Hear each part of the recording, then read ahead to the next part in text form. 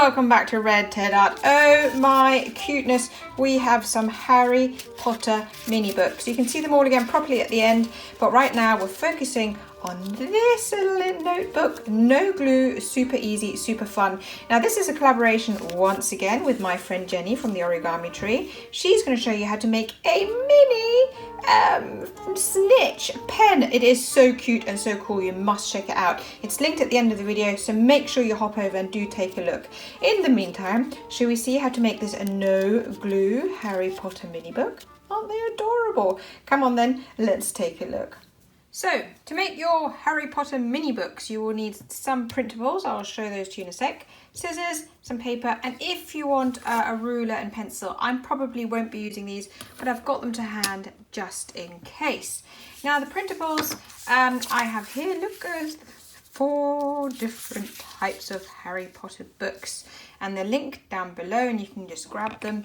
And if you want to look at them in detail, finished and ready-made, take a look at the end of the video to see them in closer detail. So I'm going to make this mini book.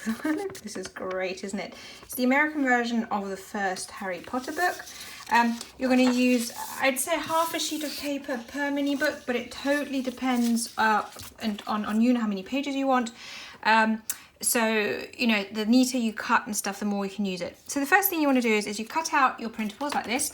Now on this one, I do actually have some very faint lines. You can't see them very well. But when I do the printable, I'll make sure that they're a little bit clearer. But you don't want the lines to be too thick because you don't want them to show. So the first thing you do is you cut them all out neatly, fold it over, and then you crease along the first dotted line, which happens to be at the top of your mini book. Then you'll repeat at the bottom, and again just along that line, and that's your first fold. Now the next fold is actually where the sleeve of your book is. Now these ones don't have the inside bits, so the next fold is actually just along the outside edges, but this book is the full cover, and I love that for that reason. So this time you find your lines and you very carefully, again, if it's easier, you can fold them in this direction first, and then flip it round, just so you get the line in just the right spot. But to be honest, it's not that exact. You'll be fine without it as well. Look at that, looks cute already, doesn't it? And then you repeat the same on this side. So find those really thin lines and then fold it. Here we go. You have your book cover made. Now, when you fold this again, you'll see there is a spine.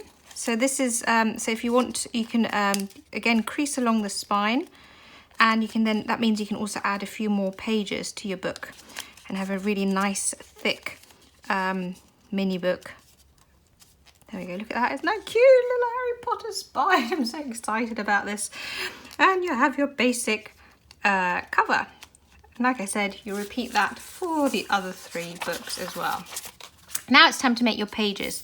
So the easiest way to do it is your pages will slot inside your sleeve. So your pages need to be just a little bit smaller. So this is like a 2 millimeters over the edge than your mini book. So I'm going to fold this, and I'm going to make sure that they're a bit smaller than my cover, maybe a bit. Here we go, that should work nicely. So about 2 millimeters shorter.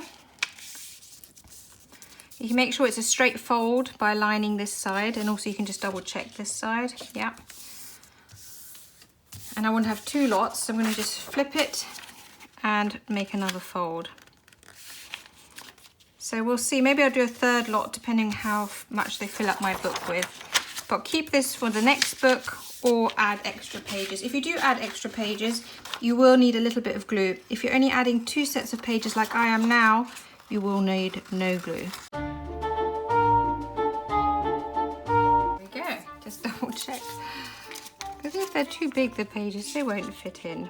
That should be fine. Okay, next thing you need to measure is, again, your book. You want each page to sit inside the book. So you need the first fold to be, again, a bit smaller than your notebook cover.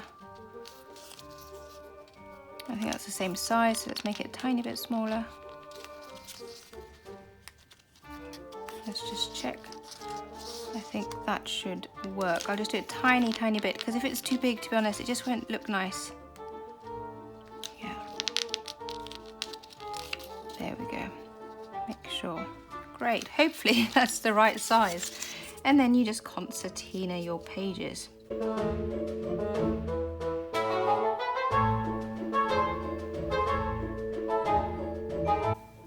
So all you need to do now is take this flap, you can trim it if you want, but it makes actually quite a good size.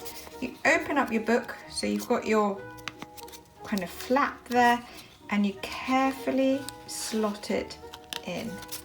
Oops. There we go. And it doesn't actually need gluing, that's it, that's all how you do it.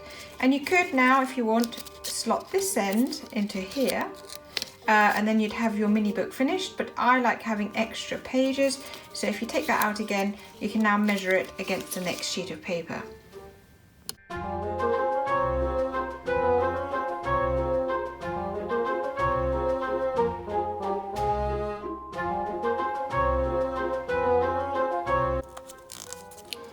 Here we go. So let's slide this one back in.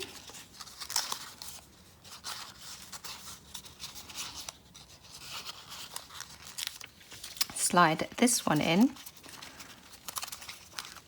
Actually, the bigger, I might cut this because this is probably a bit too short to slide in. It won't hold. If you have a bigger piece, it will hold better. Unless again you're using glue. If you are using glue, then you can have a short piece.